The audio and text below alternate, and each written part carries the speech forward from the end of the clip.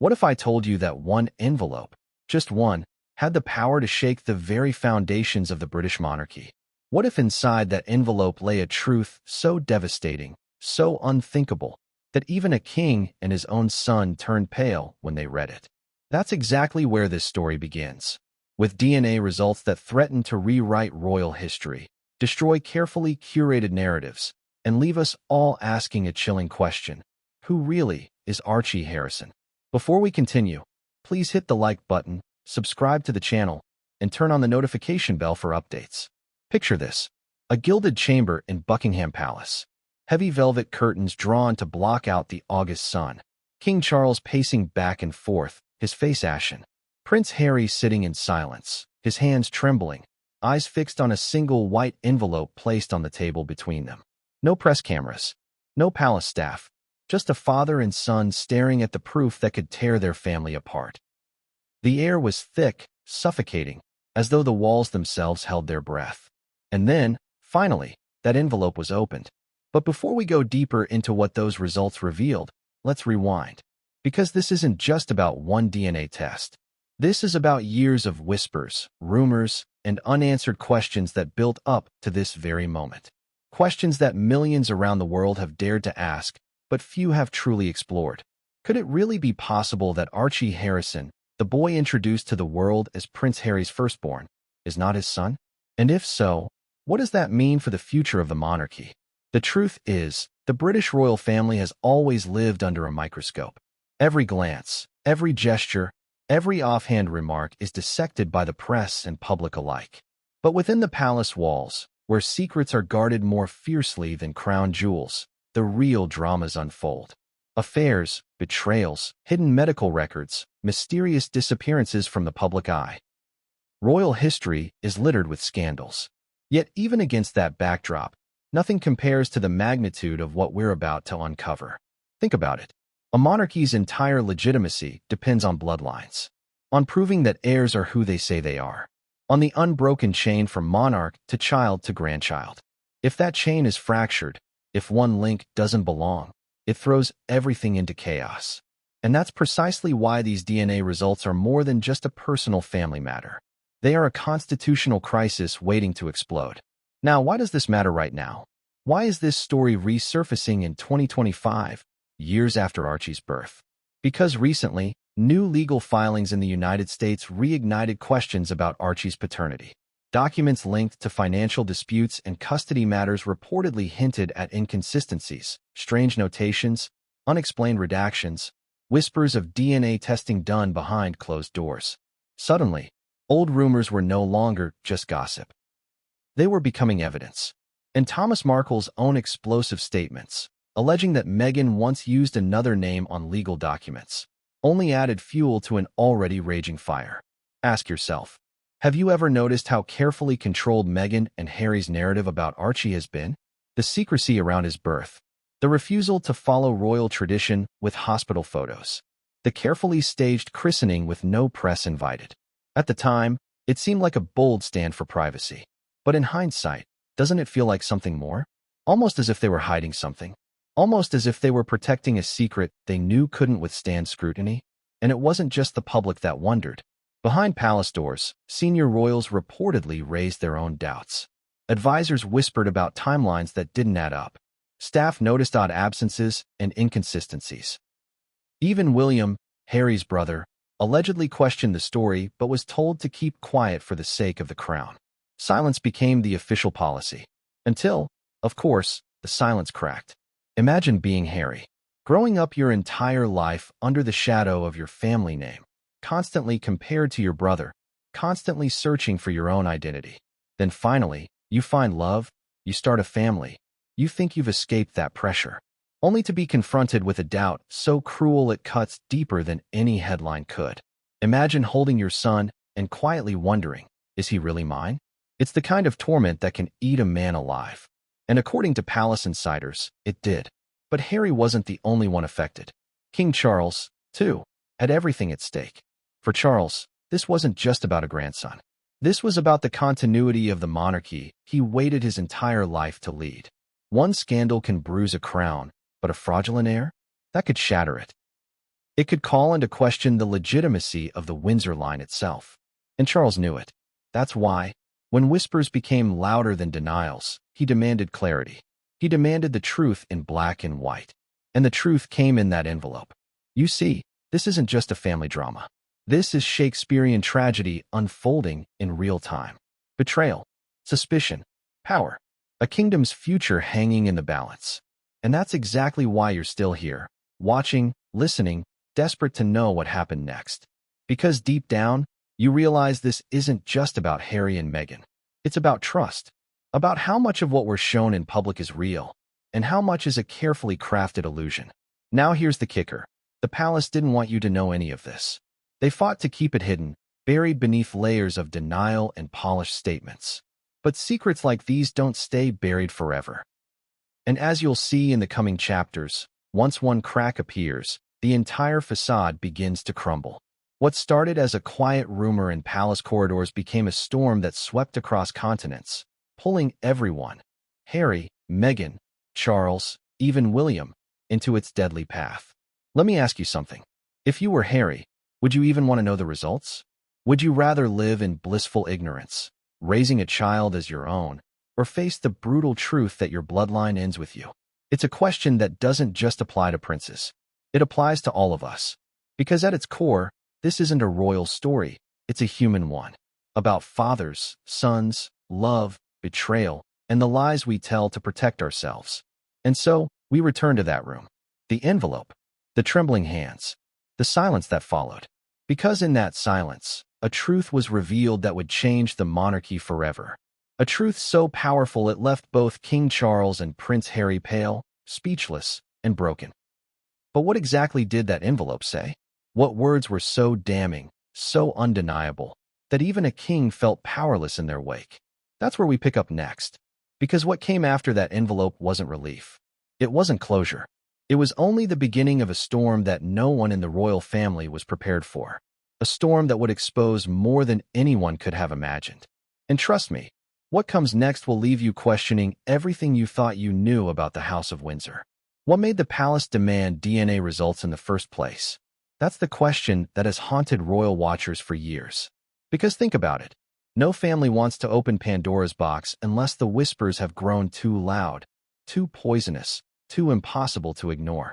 So what exactly planted the seed of doubt that led to that white envelope being slid across the table? What whispers were so insistent that King Charles himself demanded the truth? It didn't start with Meghan.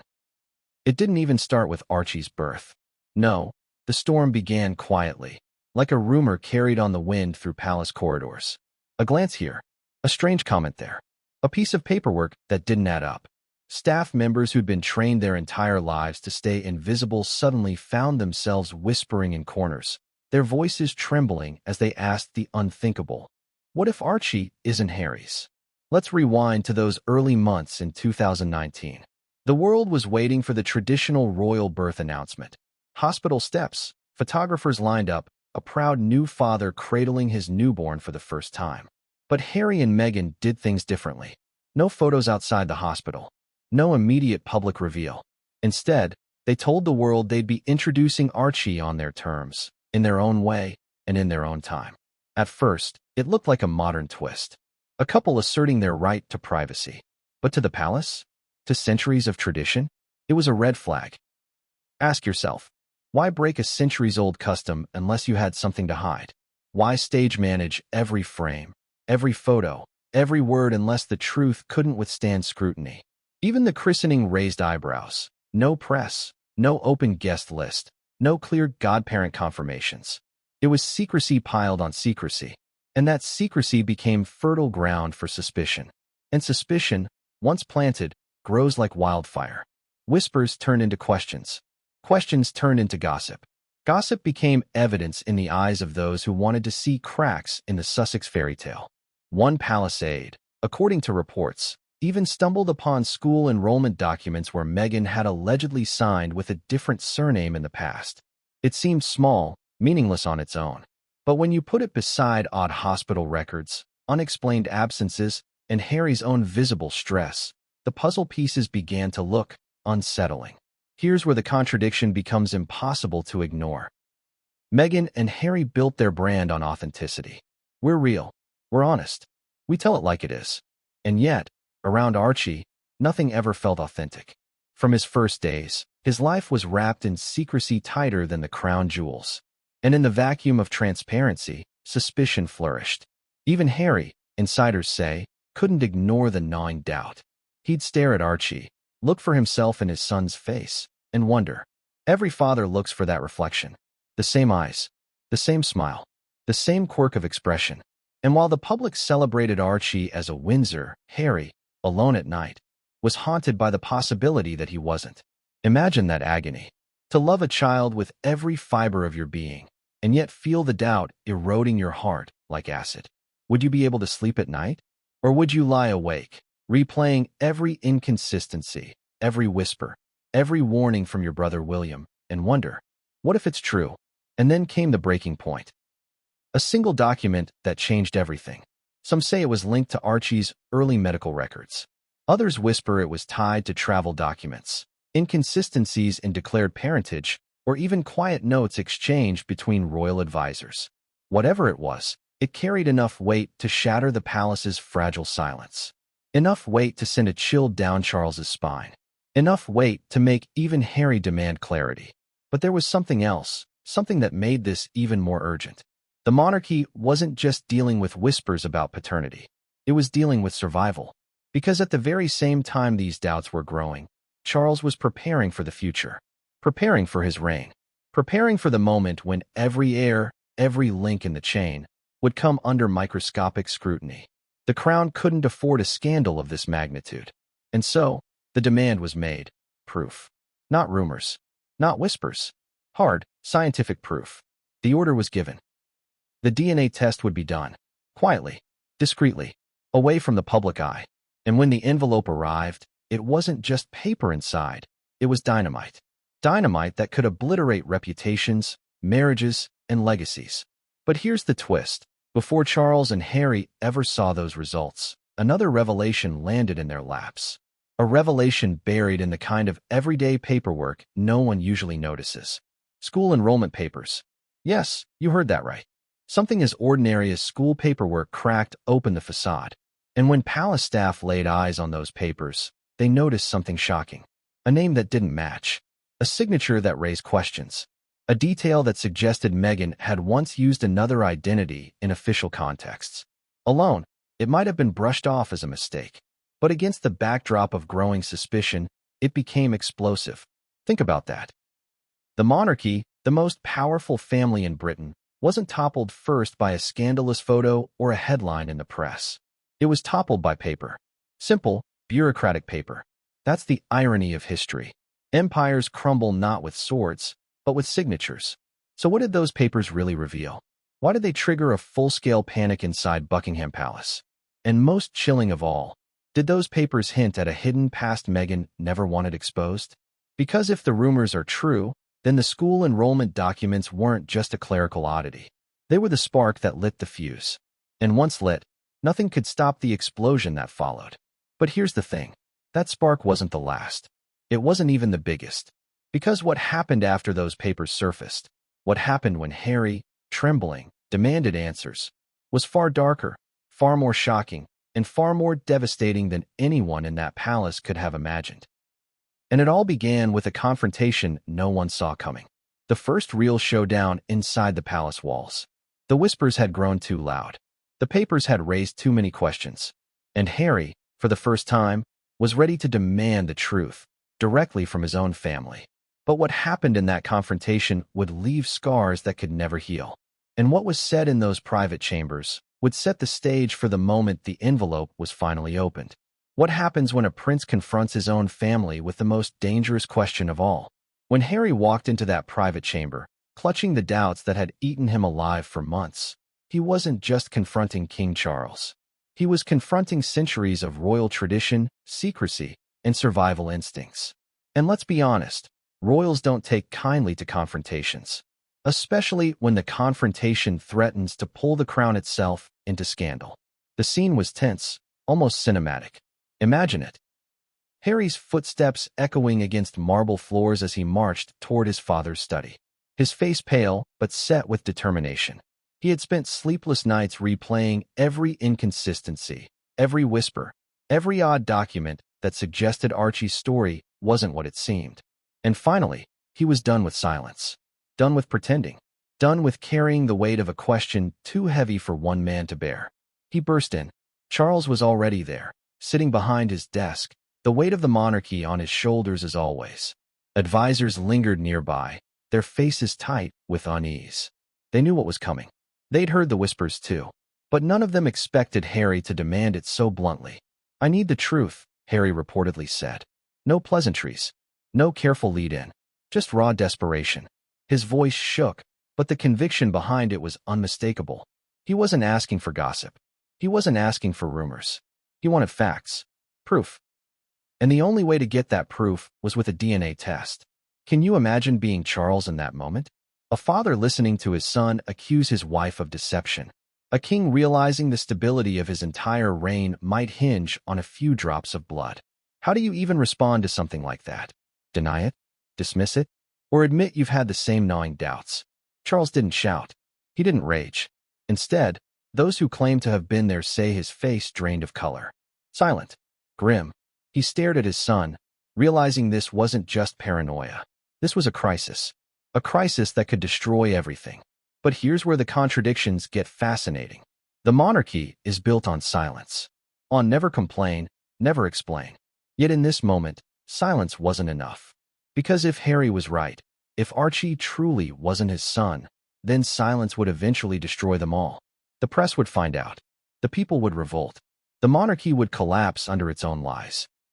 So Charles leaned back and whispered words that chilled the room. Then we must know. Not we must deny. Not we must protect. But we must know. It was an admission that even the king himself doubted the story he'd been told. But not everyone in that room agreed.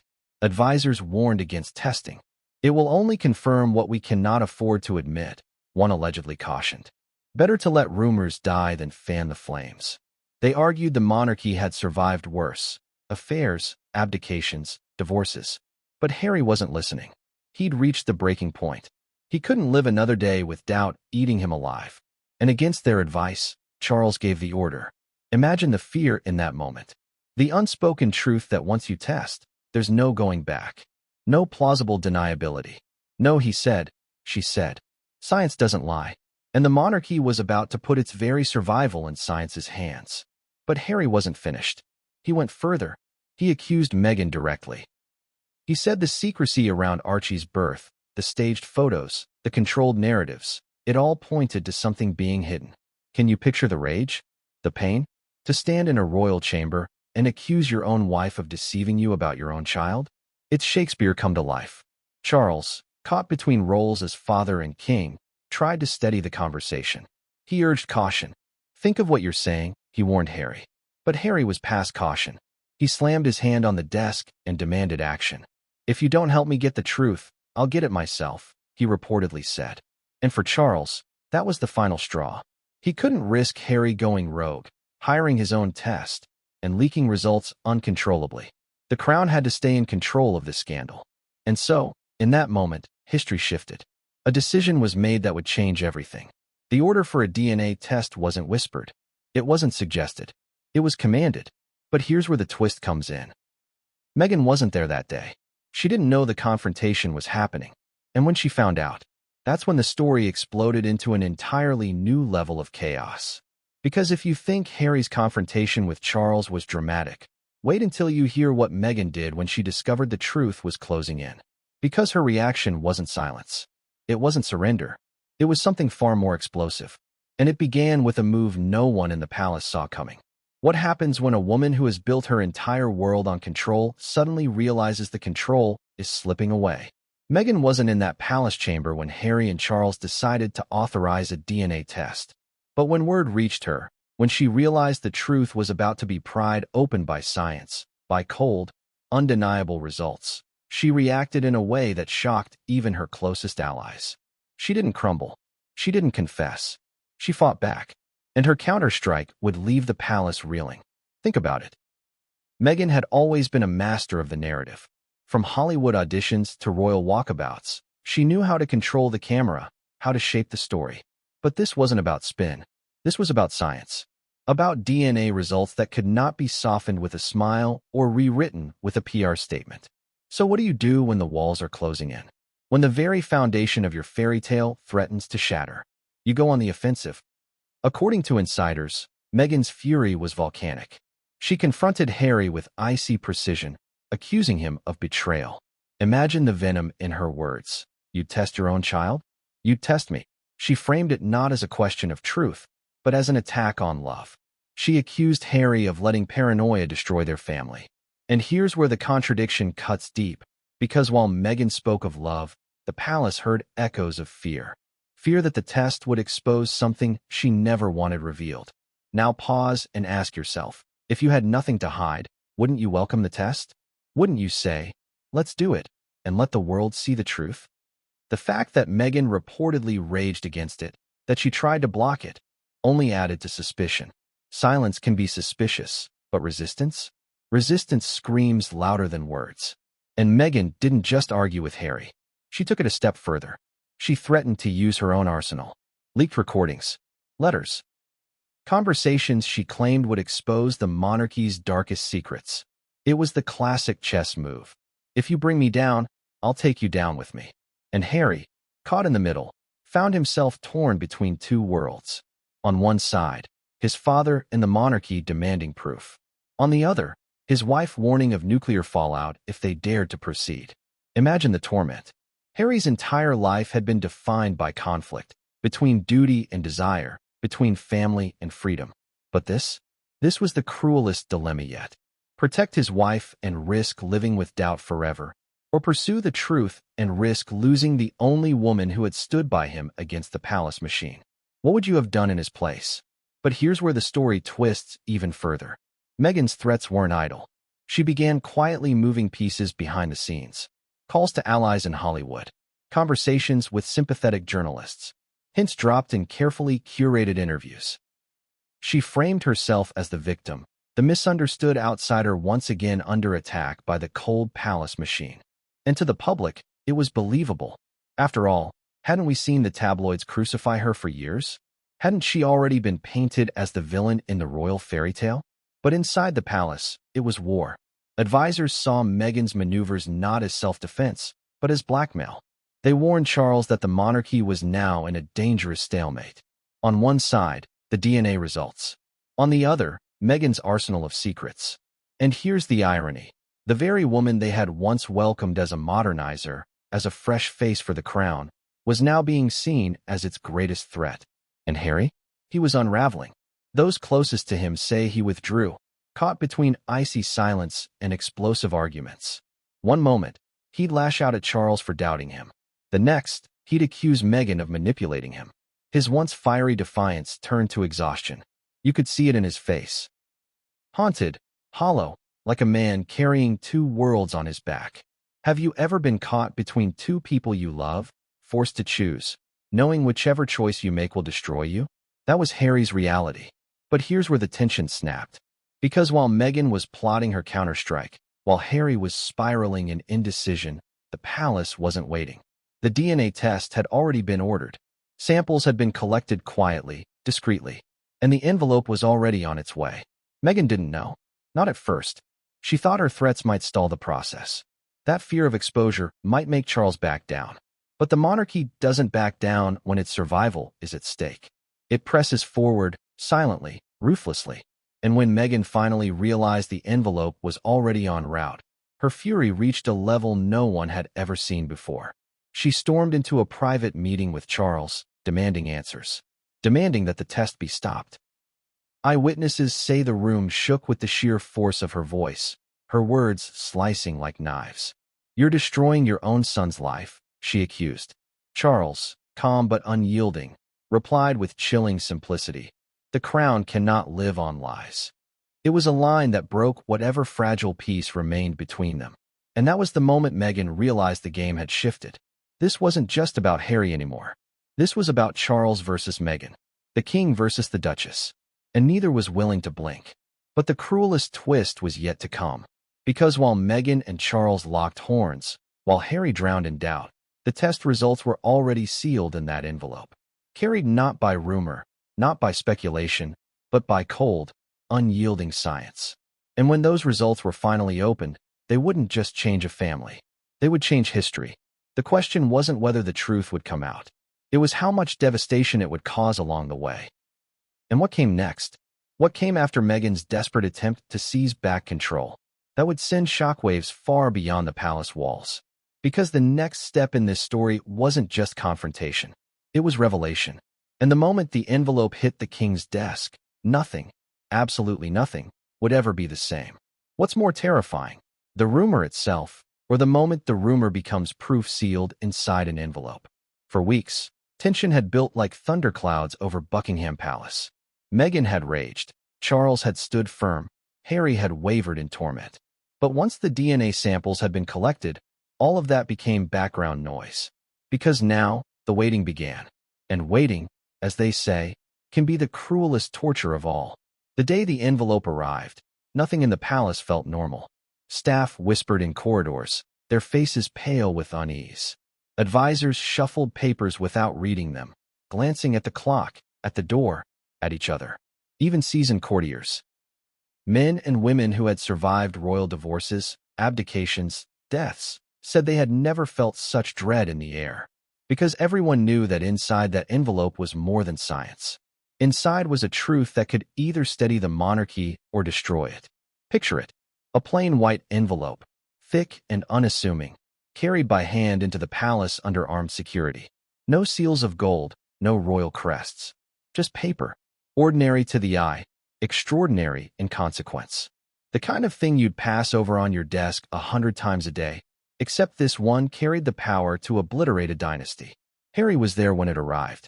Witnesses say his face looked ghostly, as though every drop of blood had drained from it. He reached for the envelope, then pulled his hand back, shaking. For a man who had once charged across battlefields, the idea of tearing open paper was somehow too much to bear. Isn't it strange how the smallest things often carry the greatest weight? Charles, however, was different. He had always carried himself with a kind of cold composure, a man trained since childhood to control his emotions. But even he couldn't mask the tremor in his voice when he asked, "Are we ready for this?" His advisors nodded, though none of them meant it. How could anyone be ready? Now let me ask you, if you were Harry in that moment, if you had been haunted for months by whispers that your son might not be yours, would you open that envelope? Or would you let it sit there, untouched, preserving the hope that maybe, just maybe, the truth was kinder than the rumor? But Harry didn't get the choice. Charles, after a long pause, slit the envelope open with a letter knife. He pulled out the folded sheets, his hands stiff as stone. The room was silent. Not a cough, not a shuffle, not even the rustle of paper. Just the sound of one man reading words that would change everything. And here's the cruel irony. The results didn't shout. They didn't scream. They simply stated, in clinical language, what the science showed. Words stripped of emotion, but heavy with devastation. Probability of paternity, 0%. That was it. 3 words. 0%. But those 3 words landed like thunder. Harry gasped. His head dropped into his hands. Witnesses say his body shook, whether from rage, grief, or disbelief no one could tell. Charles didn't move at all. His face drained of color, his eyes frozen on the page as though he were reading a death sentence. Advisors looked at each other, horror etched on every face. The monarchy's nightmare wasn't rumor anymore. It was fact. Now here's where the contradictions bite hardest. Harry had demanded this truth. He had begged for proof. And now that he had it, it broke him. He had fought for clarity, but clarity came at a price he could barely survive. Isn't that the bitter paradox of truth? We think it will set us free, but sometimes it shackles us forever. And Charles? For him, this wasn't just about a grandson. It was about the monarchy itself, the bloodline, the chain of legitimacy. For centuries, kings and queens had clung to that chain with white knuckles. Wars had been fought to protect it. And now, with one DNA result, the chain had snapped. But here's the twist no one saw coming. Because while the results confirmed what many had feared, that Archie was not Harry's biological son, they left a far darker question hanging in the air. If Archie wasn't Harry's, then whose was he? That question sat like poison in the room. And it's the question that haunted the monarchy long after that envelope was burned. Because the test didn't end the scandal. It only shifted it from one devastating truth to an even more dangerous mystery. And Meghan? She wasn't there when the envelope was opened, but she heard soon after. And her reaction, well, let's just say it wasn't what anyone expected. Some say she collapsed in tears. Others claim she erupted in fury, hurling accusations and threats. But one thing is certain, she didn't go down quietly. She had another move to play, and that move would drag the palace into a storm darker than anything it had faced before. So yes, the envelope was opened. The truth was revealed. But if you think that was the end of the story, you're wrong. Because the moment those results came to light, the palace wasn't just dealing with doubt anymore. It was dealing with betrayal, with rage, with secrets far bigger than paternity. And the next chapter? The next chapter would ask a question even more dangerous than the first. If Archie isn't Harry's son, then who is the real father? That was the question that exploded inside Buckingham Palace the moment the DNA results were confirmed. A question so poisonous, so destabilizing, that even the king himself couldn't afford to let it linger unanswered. Because remember, the monarchy doesn't just fear scandal. It fears lineage scandals most of all. And now the royal bloodline wasn't just cracked. It was fractured beyond repair unless the missing piece of the puzzle could be found. But here's where it gets dark. Because when whispers started about the possibility of another man, names began to swirl. Some absurd, some plausible, some terrifying. Every theory carried with it consequences, political, personal, and global. And the most chilling part? At least one of those theories wasn't rumor. It came with evidence. Think about this. Meghan had always carried an aura of mystery about her past. Hollywood connections, friends in high and low places, relationships blurred between business, friendship, and perhaps something more. When she entered the royal stage, those relationships became off-limits for public scrutiny. But now, with Archie's paternity in question, old associations were dusted off and examined with forensic intensity. The first theory? A Hollywood link. An old acquaintance Meghan had known long before she met Harry. Someone who, according to whispers, had been closer to her than the public was ever told. Some courtiers even claimed photos existed, grainy, hidden away, but real, suggesting a timeline that overlapped uncomfortably with Archie's conception. Could it be true? Could the father of a child once paraded as a Windsor be a man from Meghan's past in Los Angeles? Imagine the humiliation. Imagine the fury of a monarchy that prides itself on purity of lineage discovering their royal heir had Hollywood blood instead. But then came the second theory. More sinister, more dangerous. Some whispered that the father wasn't a man from Meghan's old life at all. Instead, it was someone from inside the royal circle. A name connected not by love, but by power. An advisor, perhaps. A man whose proximity to Meghan raised questions, whose late-night meetings, conveniently explained as strategy sessions, began to look more damning in hindsight. Can you see how this theory would tear the palace apart from the inside? It wasn't just scandal, it was betrayal at the very heart of the monarchy's machine. Now pause for a moment. Which possibility do you think the palace feared more? An outsider, whose exposure would shame the crown but leave its inner circle intact? Or an insider, whose involvement would suggest corruption, deceit, and rot at the very core of royal power? And then came the third, most devastating theory of all. The one whispered so quietly that even those who spoke it looked over their shoulders. The possibility that Archie's father wasn't a figure of Meghan's past or a palace insider, but someone far more protected. Someone whose involvement would trigger not just scandal, but constitutional crisis. I won't name the figure directly here, but let me just say this. If that theory is true, it would explain why the palace fought so hard to keep the story buried. Because if the truth ever reached the public, it wouldn't just topple Meghan. It could topple the entire House of Windsor. And here's where the contradictions burn the deepest. Meghan had always painted herself as the victim, the outsider vilified by a cold institution. Yet now, the institution was looking at her as the aggressor, the one who had manipulated its most precious symbol, the bloodline. Isn't it ironic? The woman once seen as the crown's modern savior was now whispered about as its greatest threat.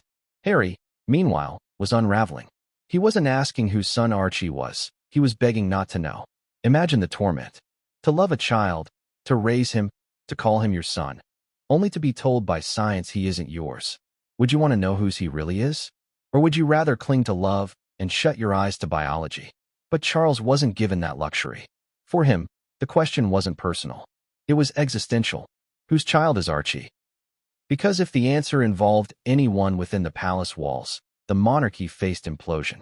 And if the answer lay outside, Hollywood, politics, or beyond, then the crown faced humiliation on a global scale. And so the palace launched a quiet investigation. Not through the press, not through public channels, but behind locked doors. Private investigators. Sealed files. Rumors suggest that Meghan's communications from months before Archie's birth were sifted through, dissected, mapped against timelines. And what they found? According to insiders, one name surfaced again and again. A name Harry himself had once laughed off. A name that, when finally spoken aloud in the king's study, made Harry collapse into his chair as if he'd been struck. Who was that name? Who could possibly explain the storm of secrecy, the guarded photos, the inconsistencies around Archie's birth? And here's the cliffhanger. Because just as the palace thought they were closing in on the truth, Meghan made her boldest move yet. She wasn't going to wait for the palace to expose her.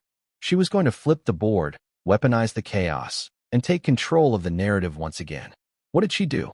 She set in motion a plan so audacious, so ruthless, that it didn't just protect her. It forced the palace onto the defensive.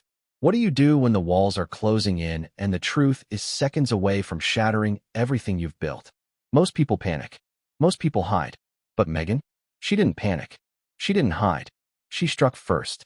Because if there's one thing she had mastered from her days in Hollywood to her time inside the palace, it was this. When you lose control of the story, you don't retreat. You rewrite it. The palace thought they were tightening the noose, that their quiet investigation was closing in on the answer to Archie's paternity. But Meghan had been watching, listening, calculating. She knew they were circling a name. She knew whispers of an affair, whether true or not, were creeping dangerously close to the surface. And if the palace confirmed it before she acted, she would be finished. Cast out. Exposed as the woman who tricked a prince into fatherhood. So what did she do? She flipped the script. Meghan's counterstrike began not in Buckingham Palace, but in California. Late-night phone calls to Hollywood allies. Conversations with high-profile journalists she trusted. Quiet teasers slipped into the gossip columns of sympathetic outlets. She wasn't going to wait to be accused. She was going to reframe the entire scandal before the palace could take the first swing. Imagine the audacity. While Charles and Harry sat in London, poring over DNA results, Meghan was already setting up her chess pieces on another continent.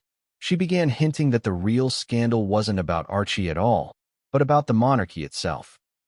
That she had evidence, recordings, private conversations that would expose royal hypocrisy on a scale never before seen.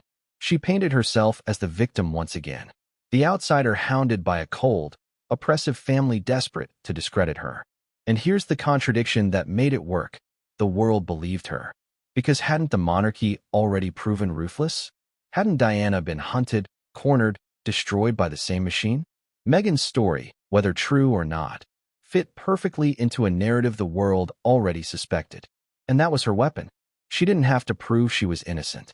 She only had to remind people of the palace's long history of silencing women. But Meghan didn't stop at whispers. She escalated. According to sources close to her circle, she threatened to release private letters exchanged between her and senior royals. Letters that could, if revealed, embarrass Charles himself. She hinted at recorded phone calls, moments of weakness, frustration, even anger. That could be spun into damning sound bites. Can you imagine the panic in the palace if those tapes were real? Even the suggestion was enough to terrify. Now ask yourself, if you were sitting in Charles's shoes, what would you do? Would you expose Meghan's alleged deception about Archie, risking the release of secrets that could shame the monarchy for generations? Or would you stay silent, letting a lie live on to protect the crown's image? Harry, meanwhile, was drowning. On one side, his father demanding answers. On the other, his wife warning that exposure would destroy them all. He became the rope in a tug of war, pulled so hard in both directions that something inside him began to snap. Friends later claimed Harry looked haunted, a man aging years and weeks. He wasn't sleeping. He wasn't eating. He would vanish for long drives in California, blasting music to drown out the storm in his head. And Meghan? She saw his weakness and doubled down. "If they go after me," she reportedly told him, "they're going after you too.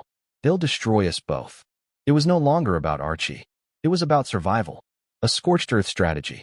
If the palace exposed her, she would burn the entire house down with her. But here's the twist. Meghan didn't just rely on threats.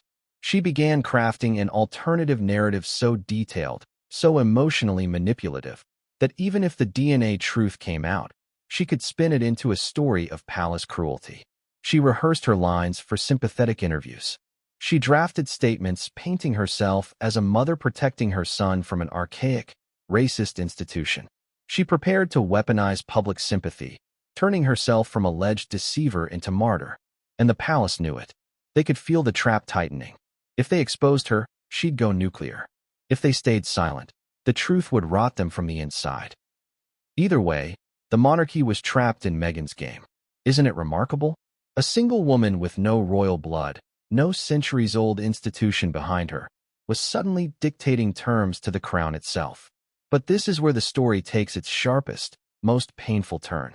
Because while Meghan was spinning her counter-narrative, while Charles and Harry were locked in a silent war of wills, another envelope appeared. Not the one they had already opened. A new one, from a second test, conducted independently. And when Harry saw that second envelope, he knew. This wasn't about politics anymore. This wasn't about narratives. This was about cold, undeniable truth. A truth that no amount of PR, no interviews, no sympathy campaigns could erase. Because the second DNA test confirmed the first. Archie was not Harry's son. And that meant the palace's nightmare wasn't just speculation. It wasn't just science. It was reality. The question now wasn't whether the truth existed. It was how long the crown could contain it before the world found out. But just as the second envelope landed, Meghan made her boldest move yet. She threatened something so shocking, so destructive, that it left even Charles momentarily paralyzed. What was it? It was a weapon no one saw coming. A card Meghan had held close, waiting for the perfect moment. And when she played it, the monarchy realized it wasn't just fighting a scandal. It was fighting for its very survival. What kind of weapon could possibly terrify a king? What card could Meghan play that would freeze Charles, stoic, disciplined Charles, in his tracks? It wasn't a letter. It wasn't a recording. It was something far more dangerous. A truth buried deep within the palace walls. A truth she threatened to unleash to the world if the monarchy dared to move against her. Meghan had always known the royal family's greatest weakness wasn't scandal, it was history. Not the history written in gilded books or taught in schools, but the hidden history. The mistakes, the betrayals, the whispered secrets that never reached the public eye. And according to those close to her, Meghan claimed she had access to some of those secrets. How? Through conversations, through confidences, through private moments with royals who underestimated her. She had collected fragments of their world like puzzle pieces.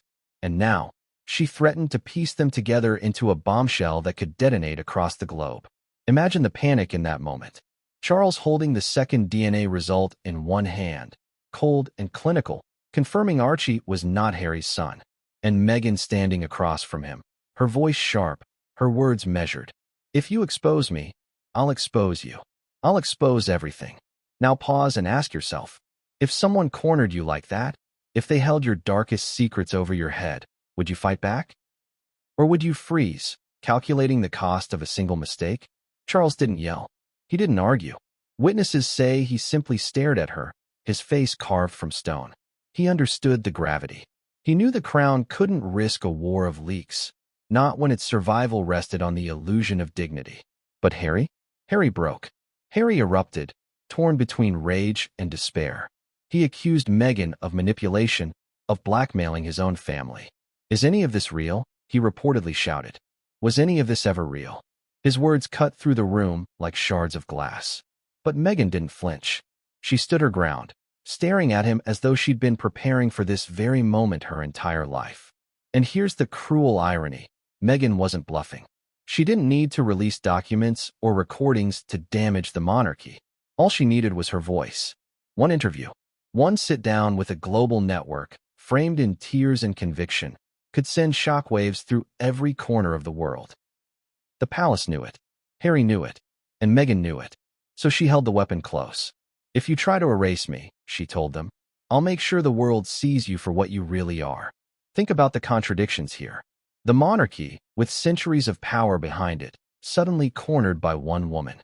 A woman once dismissed as an actress, an outsider, a commoner. Yet here she was, dictating terms to a king. Doesn't that sound like something out of a thriller? But this was no fiction. This was their reality. And while the palace froze in fear, the press outside sensed blood in the water. Whispers of paternity tests, secret documents, and palace panic began leaking into tabloids. Headlines screamed of unthinkable secrets and royal trust broken. The world didn't have details yet, but they could smell scandal. And once the press smells blood, they don't stop. Inside the palace, the debate raged. Some advisors argued for silence. Bury it, deny everything, protect the institution. Others pushed for a controlled leak, to get ahead of Meghan, to frame her as manipulative before she could weaponize her story. But Charles remained silent, his face etched with conflict. For him, it wasn't just strategy. It was personal. He was a grandfather, a father, and a king, all identities clashing at once. And Harry? Harry was unraveling faster than ever. He confessed to close friends that he didn't know who he was anymore. Was he a father without a son? A husband to a woman he couldn't trust? A prince torn between loyalty to blood and loyalty to love? Have you ever felt your identity crumble like that? When every role you thought defined you suddenly collapsed? That was Harry's torment. But here's where the story sharpens. Meghan's threat didn't just stop the palace from acting. It forced them into retreat. They began pulling back, canceling appearances, silencing rumors, trying desperately to buy time. Yet time was the one thing they didn't have. Because the second DNA envelope was no longer a secret. Somehow, someone outside the inner circle had caught wind of it, and the press was circling closer than ever. And Meghan? She saw her moment. She prepared to strike. Behind the scenes, her team began negotiating with a major network for an interview.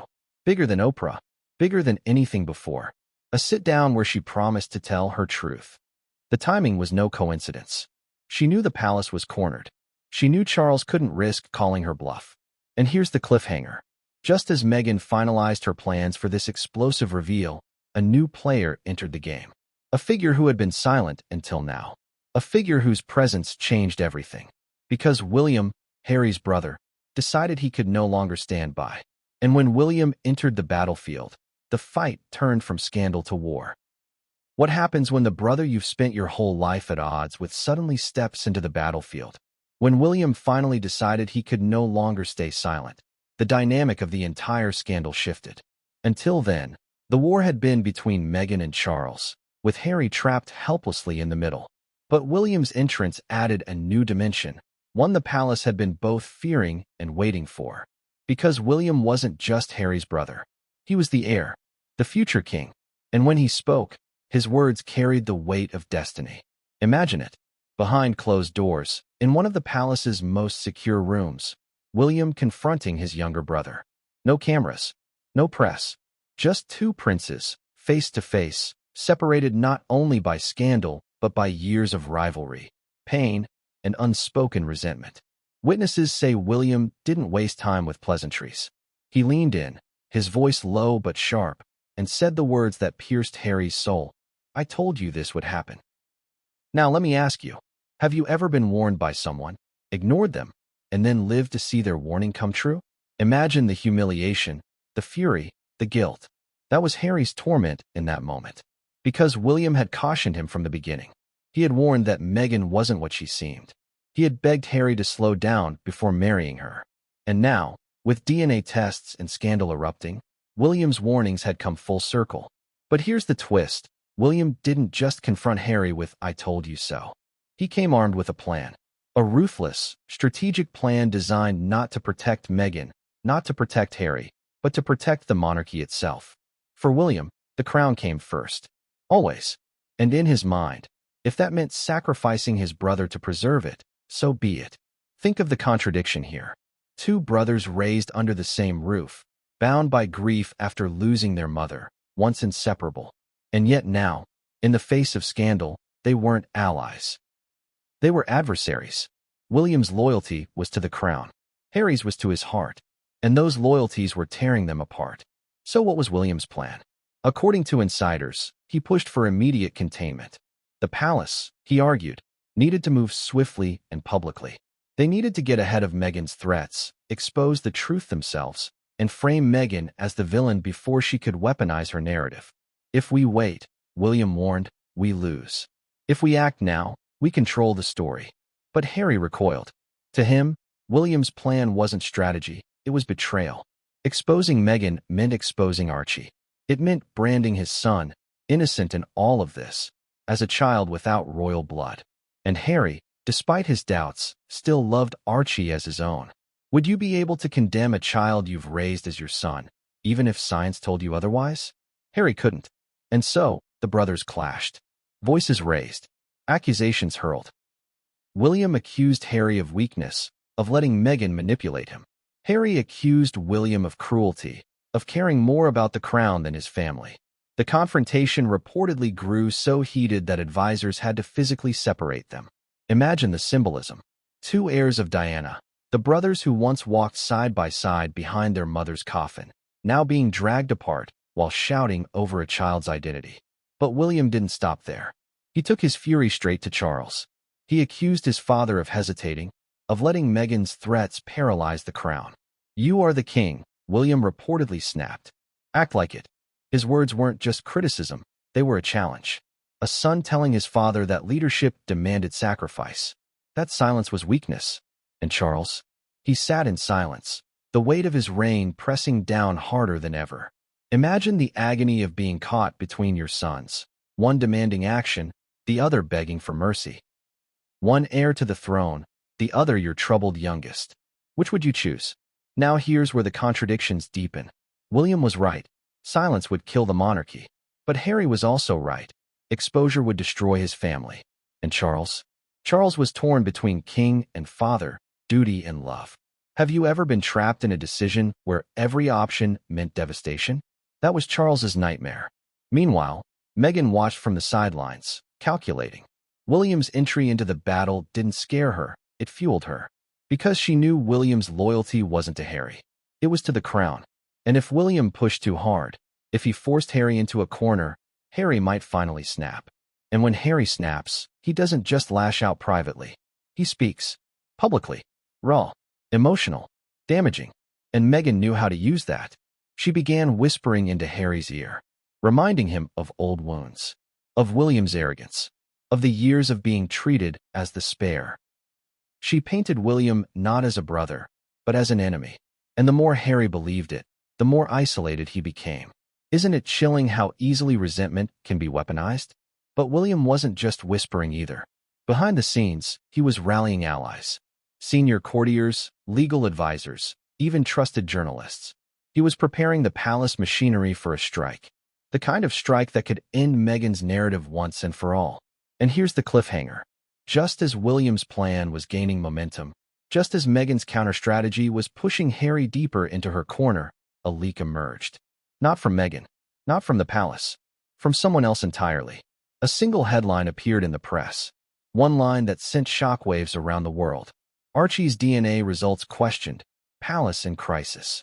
The secret was out. The question wasn't whether the world would learn the truth. It was who would control it. What happens when a secret carefully locked behind palace walls suddenly bursts into the open? That one headline, just a handful of words, was enough to ignite a firestorm that no royal advisor could contain. Archie's DNA results questioned. Palace in crisis. It wasn't confirmation. It wasn't evidence. It was a question. But questions, once printed, spread like wildfire. And this one spread faster than any the monarchy had faced in decades. Within hours, the story was everywhere. News anchors whispered about unverified leaks. Tabloids screamed in bold letters. Social media exploded with speculation, memes, and hashtags demanding answers. Some mocked, some defended, some raged, but all of them were watching. And isn't that the cruel irony? The palace had tried to bury the truth in silence. But the moment it slipped, the world's appetite for scandal made it unstoppable.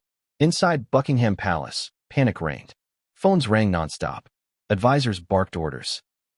Drafted statements were written, shredded, rewritten. Should they deny? Should they stay silent? Should they attack the credibility of the press? Every option seemed dangerous. Every second of delay felt like an eternity as the story grew legs of its own. And then came the contradictions. Meghan immediately positioned herself as the victim. Through carefully placed sources, she suggested the leaks were proof of the palace's cruelty. She claimed the royal machine was targeting her child, her innocent son. What kind of institution questions a child's paternity? Her allies asked publicly. It was a masterstroke. Before the palace could even respond, Meghan reframed the narrative. And the world listened. Because let's be honest, how many times had we already seen the monarchy accused of cruelty, secrecy, and hypocrisy? Meghan didn't have to prove the palace was against her. People already suspected it. All she had to do was fan the flames. Harry, meanwhile, was spiraling. That headline wasn't just a story to him. It was his private hell splashed across the globe. Imagine the humiliation. The agony of seeing strangers on Twitter debate whether the child you've raised, kissed, and cradled as your own was truly yours. He was furious, not just at Meghan, not just at Charles, not just at William, but at everyone. At the press for exposing him. At the palace for failing to protect him. At himself for demanding the truth in the first place. And here's where the family fractures deepened. William argued this was their chance. The leak, he said, was inevitable. Better to seize it now, control the story, and frame Meghan as the manipulator. He urged Charles to move quickly, to issue a statement confirming the palace's concerns while painting Meghan as deceitful.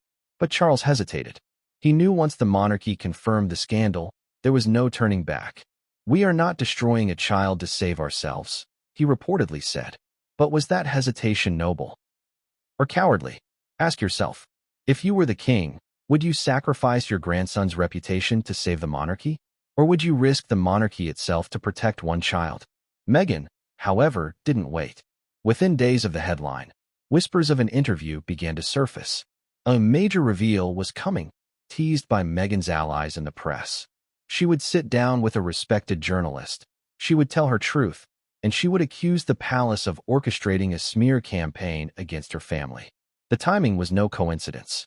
She wanted to strike before William or Charles could. She wanted to frame the narrative as her battle against cruelty, not her deception against the crown. And once again, Meghan's brilliance lay in her contradictions. The DNA test results were devastating to Harry and the palace, but to Meghan, they were an opportunity. Because while science said Archie wasn't Harry's son, sympathy could still crown her the victim. And in the court of public opinion, sympathy often matters more than facts. Behind the scenes, William raged.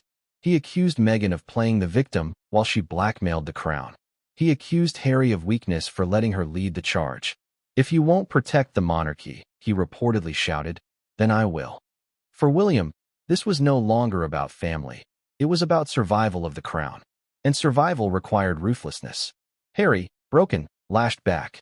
He reminded William of his own scandals, his own indiscretions, his own secrets that could one day explode if tested.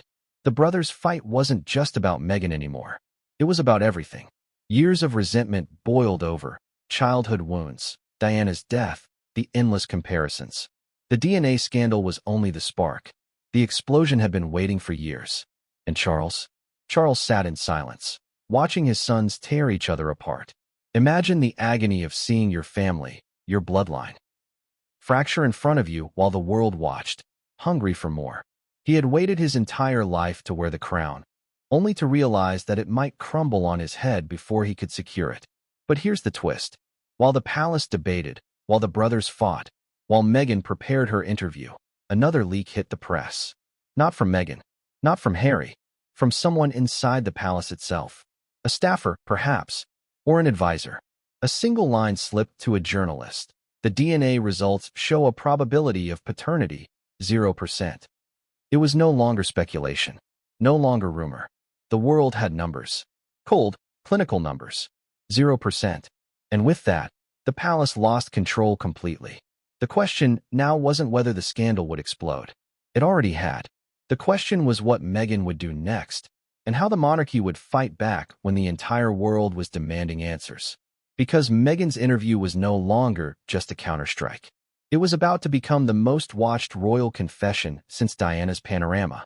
And what she said in that interview, that would set the stage for a war not of whispers, but of open fire. What happens when the entire world is staring at you, waiting for your next word, your next gesture, your next revelation? That was the moment Meghan found herself in. The leak of the DNA percentage, cold, brutal, undeniable, had changed everything. 0%. 3 little characters. 3 little symbols that stripped away every protective layer she had built. And yet, instead of retreating, Meghan leaned into the spotlight. She prepared to turn disaster into theater, shame into sympathy, scandal into spectacle. The interview wasn't an accident. It was timed like a performance. Behind the scenes, her team orchestrated everything. The location, the lighting, the sympathetic interviewer who had already proven to the world they'd give Meghan the space to play victim and heroine simultaneously. Think about it. Haven't you seen how carefully curated Meghan's past interviews were? Every pause, every tear, every story designed to paint her as the misunderstood outsider crushed by an ancient machine. This time would be no different. Except this time, the stakes were nuclear. The world was hooked before she even spoke. News networks lined up to stream it live. Social media counted down the hours. People gathered around televisions the way they once did for Diana's Panorama interview. History wasn't just repeating itself. It was mutating, becoming sharper, louder, more explosive. When Meghan appeared on screen, she didn't look defeated. She didn't look like a woman cornered. She looked calm, composed. And that composure itself was the weapon. Because what better way to disarm scandal than to act unbothered, as though the palace was the hysterical one, while she remained the picture of serenity. The interviewer wasted no time. There have been reports, they said cautiously, that DNA tests have shown Prince Harry is not the biological father of your son, Archie. How do you respond to these claims? Meghan's pause was deliberate, long enough to create tension, long enough for the audience to lean forward in their seats. Then came the sigh. Not angry, not defensive, a sigh of exhaustion. You know, she said softly, it breaks my heart that my child, an innocent child, is being dragged into this circus. That people are so desperate to destroy me, they're willing to attack my son. Do you see what she did there? She didn't answer the question. She reframed it. She made the palace the villain. She made the press the aggressor. And she cast herself as the mother protecting her child. It was brilliant. Ruthless, but brilliant. She went further. From the very beginning, she continued, I was told that I didn't belong. That no matter what I did, no matter how hard I tried, they would find ways to smear me. And now, they're using my son. It's cruel. It's inhumane. And it shows exactly why Harry and I had to leave. The interviewer nodded sympathetically. Cameras zoomed in. The tears glistened at the corner of Meghan's eyes, perfectly timed, perfectly placed. And the audience? They were torn. Some saw manipulation. Others saw sincerity. But either way, they watched. They listened. They couldn't look away. Now pause. Ask yourself, if you were sitting at home, watching this, what would you believe? Would you believe the clinical language of 0% probability of paternity? Or would you believe the tearful woman speaking of cruelty, of victimhood, of a child under attack? Harry sat beside her, silent for most of the interview. His face was pale, his eyes hollow. When he did speak, it wasn't with the defiance of a prince. It was with the fragility of a broken man.